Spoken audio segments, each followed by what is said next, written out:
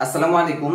SSC batch 2025। প্রথমে তোমাদেরকে একটা কথা বলে রাখি, যখন তোমরা কোনো আন্দোলন করতে পারবা না, মানে সফল করার জন্য সর্বোচ্চ চেষ্টা না করতে পারবা, ততক্ষণ পর্যন্ত তোমরা আন্দোলনে ডাক দিও না।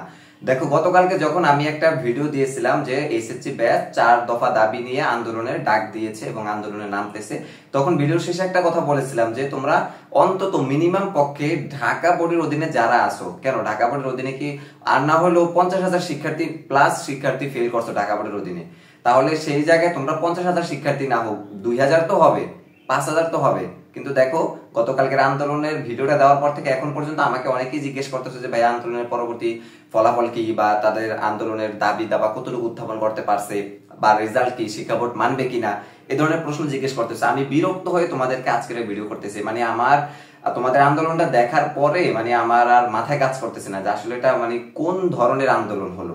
10-12 জন শিক্ষা বোর্ডের সামনে গিয়ে বসে ঘ্যান ঘ্যান করতেছো, এটা কি কোনো আন্দোলন? আচ্ছা, যাই হোক, তো তোমাদের রিকোয়েস্টের কারণে এই ভিডিও বানায়। দেখো শিক্ষার্থীরা, আমি প্রত্যেকটা ভিডিওতে বলি যে তোমাদের যখন কোনো আন্দোলন হবে, আন্দোলন ডাক দাও, সবাই মিলে ঐক্যবদ্ধ ভাবে তোমরা আন্দোলনটা করো, তাহলে সফল হোক বা না হোক তোমরা একটা ভালো প্রভাব ফেলতে পারবা। অন্তত তোমাদের 4টা দাবিতে যে কোনো একটা দাবিতে তোমাদের মেনে নেবে। তার ভিতরে যে একটা দাবি মানার পসিবিলিটি ছিল, সেটা হচ্ছে তোমাদের রেজাল্ট কে কোন বিষয়ে কত পেয়ে ফেল করছে, এই যে একটা দাবি তোমাদের, এটা কিন্তু যৌক্তিক, মানে 100% যৌক্তিক একটা দাবি। তোমরা সেটা তুলতে পারলেই হয়তো, তাহলে বুঝতে পারতা যে আসলে তুমি কোন বিষয়ে এমসিকিউতে নাকি সিকিউতে 32 পেয়ে ফেল নাকি 2 পেয়ে ফেল, মানে এটা তুমি বুঝতে পারতা। তাহলে তোমার একটা ইমপ্রুভ দেওয়ার ইচ্ছা বা আগামী বছর তোমার কিভাবে কাজ করতে হবে ওই বিষয়ের উপরে, এই ধরনের চিন্তাধারা থাকতো। কিন্তু দেখো এখন ফেলের রেজাল্টটা কিভাবে দেখায়, 10 বিষয় পাস আর 1 বিষয় ফেল মানে এফ, এতটুকুই। কিন্তু ফেল মানে এফ, ঠিক আছে, কত পেয়ে ফেল করছি সেটা দেখে না। তাহলে এই যে একটা দাবি তোমাদের, এটা 100% যৌক্তিকতা ছিল এটার, কিন্তু তোমরা এই দাবিটাও তুলতে পারো নাই। এটা তুলবা কেমনে? মানে তোমরা তো ওখানে যাওই নাই। তাহলে বলো, সারা দেশে প্রায় 6 লক্ষ শিক্ষার্থী ফেল করছো, তোমরা 5,50,000 প্লাস শিক্ষার্থী ফেল করছো, অথচ পরীক্ষা দিয়েছো 12,70,000। তাহলে তোমরা অর্ধেকেরই, প্রায় অর্ধেকের মতো পরীক্ষার্থী ফেল করেও যদি সেখানে মাত্র 10-15-20 জন শিক্ষা বোর্ডের সামনে একটা আন্দোলনের জন্য যাও, তাহলে এটা আরো দেশব্যাপী হাসির পাত্র হয়ে যাও তোমরা। তো শিক্ষার্থীরা, তোমাদের বলবো, তোমাদের গতকালকের আন্দোলনের কোনো ফল নেই, কোনো ফলাফল নেই, এটা তোমাদের ব্যর্থতাই বলবো আমি। প্রয়োজনে তোমাদের আর কোনো আন্দোলনে যাওয়ার দরকার নেই, কোনো ডাক দেওয়ার দরকার নেই। ভাই, তোমরা বসে থাকো, ঘরে আছো ঘরে থাকো, আগামী বছর পরীক্ষা দিও। আর যারা বোর্ড চ্যালেঞ্জ করছো, রেজাল্ট পরিবর্তন হলে হবে, না হলে নেই, তোমরা থাকো তোমাদের মতো। মানে মাথায় মানে সর্বনিম্ন যদি কারো স্পৃহা থাকতো যে না, আমাদের এটা যৌক্তিকতা আছে, আমরা তো সর্বদা তোমাদেরকে বলি যে কোনটা তোমাদের তোমরা পরীক্ষার সময় আন্দোলন করছো, কয়েকটা আন্দোলন, সেখানে কিছু যৌক্তিকতা ছিল, অযৌক্তিকতাও ছিল, তোমাদের সকল কিছু আমরা ক্লিয়ার করছি। এরপরে আমরা বিশেষ করে পরীক্ষার রেজাল্টের পর থেকেই কথা বলতেছি, এত ধস নামার তো কথা না। এরপরে যেহেতু নামছে, শিক্ষা বোর্ড চাচ্ছে যে তোমাদের সরাসরি পরীক্ষার উপর ইফেক্ট ফেলাবে, পরীক্ষা এবং রেজাল্ট, যে জায়গায় এই শিক্ষা সংস্কারের সর্বপ্রথম হচ্ছে ক্লাসরুম, শ্রেণীকক্ষ, শিক্ষক, পাঠদান, এরপরে হচ্ছে ক্লাসের পরীক্ষাগুলো, এরপর সর্বশেষ বোর্ড পরীক্ষা, সবার শেষে রেজাল্ট। কিন্তু শিক্ষা বোর্ড ওগুলো না করে সরাসরি রেজাল্টের উপর প্রভাব ফেলতেছে, হস্তক্ষেপ করতেছে। এটা কখনোই উচিত নয়, এটা তোমাদের কথা বলার দরকার।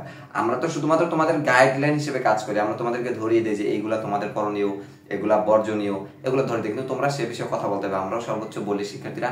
দেখো, যাই হোক, তোমাদের শিক্ষা বোর্ড দাবি শিক্ষা বোর্ড পর্যন্ত পৌঁছায় নাই। অন্তত তোমাদের জায়গা থেকে এখন পর্যন্ত বোর্ড চ্যালেঞ্জে তোমরা শুধুমাত্র ফেসবুকে অনলাইনেই প্রচারণা করো যে হ্যাঁ আন্দোলন হোক, দাবি দাবা তুলো, উত্থাপন করো ফেসবুকে। আসলে কি শিক্ষা বোর্ডের কর্মকর্তারা কি তোমাদের ফেসবুক আইডিতে বসে থাকে? তারা তো দেখবে যে বর্তমান পরিস্থিতি কি, তারা মানে অফলাইনে বিশ্বাসী, বুঝো না? সেক্ষেত্রে আমি বলবো তোমাদের যা হয়েছে হয়েছে, আপাতত সবাই বোর্ড চ্যালেঞ্জ করতে থাকো। বোর্ড চ্যালেঞ্জ ছাড়া তো আর তোমার কোনো উপায় নেই, তাই না? যারা ফেল করছো প্রায় 5 লাখ 6 লাখের মতো শিক্ষার্থী, তোমরা এক বিষয় হচ্ছে 150 টাকা করে বোর্ড চ্যালেঞ্জ, অলরেডি ভিডিও আছে কিভাবে বোর্ড চ্যালেঞ্জ করবা, সেভাবে তোমরা বোর্ড চ্যালেঞ্জটা করো। আগামী 23 তারিখ পর্যন্ত সময় আছে, অর্থাৎ এখনো 3 দিন তোমাদের হাতে সময় আছে। এরপর রেজাল্ট যখন দিবে তখন বুঝতে পারবা যে আসলে কতটা পরিবর্তন হয়েছে বা কত পার্সেন্ট পরিবর্তন হয়েছে বা না হয়েছে। তো সবশেষ বলবো, তোমাদের জন্য অনেক অনেক শুভকামনা। তোমরা যারা বর্তমানে বিশ্ববিদ্যালয়ে ভর্তি প্রস্তুতি নিচ্ছ, অবশ্যই সর্বোচ্চটা দিয়ে নাও, কেননা তোমরা 2 ক্যাটাগরির শিক্ষার্থী আছো যারা কিনা বোর্ড চ্যালেঞ্জ করবা। এক ধরনের হচ্ছে যে রেজাল্ট পরিবর্তনের জন্য, যে আমি 2 পয়েন্ট পাইছি কিন্তু আমি 2 পয়েন্ট পাওয়ার লোক না, আমি 3 পয়েন্ট পাবো, সেক্ষেত্রে অনেকে বোর্ড চ্যালেঞ্জ করবা। আবার অনেকে করবা যারা ফেল করছো, তোমরা তো অবশ্যই করবা। তো সব মিলিয়ে বলবো যে তোমাদের মনের আশাটা পূরণ হোক। আমরা সর্বদা চাই শিক্ষা বোর্ড তোমাদের খাতাগুলোকে ভালোভাবে মূল্যায়ন করুক, পুনরায় নিরীক্ষণ নয়, মানে পুনরায় শুধু ওএমআর শিট দেখা নয়, বরং পুনরায় খাতাকে মূল্যায়ন করা হোক। এভাবে হলে কিন্তু অনেক অনেক শিক্ষার্থী রেজাল্ট পরিবর্তন হতে পারে, বা অনেক অনেক শিক্ষার্থীর স্বপ্ন পরিবর্তন হবে বা ভাগ্য পরিবর্তন হবে। তো শিক্ষার্থীরা, এই ছিল তোমাদের নিয়ে সর্বশেষ ভিডিও। তোমাদের আন্দোলনের কোনোই আপডেট ছিল না, যার কারণে কোনো আপডেটও দিতে পারিনি, তোমাদেরই ব্যর্থতা। সবশেষ বলবো, আমাদের সাথে থাকো। টার্গেট ইউনিভার্সিটি 25 চ্যানেলটি তোমাদের নিয়ে কাজ করে, এসএসসি এডমিশন নিয়ে। তাই যে কোনো ভিডিও আপডেট পেতে অবশ্যই সাবস্ক্রাইব করে পাশে থাকা বেল আইকনটি বাজিয়ে রেখে আমাদের সাথে থাকবা। আল্লাহ হাফেজ।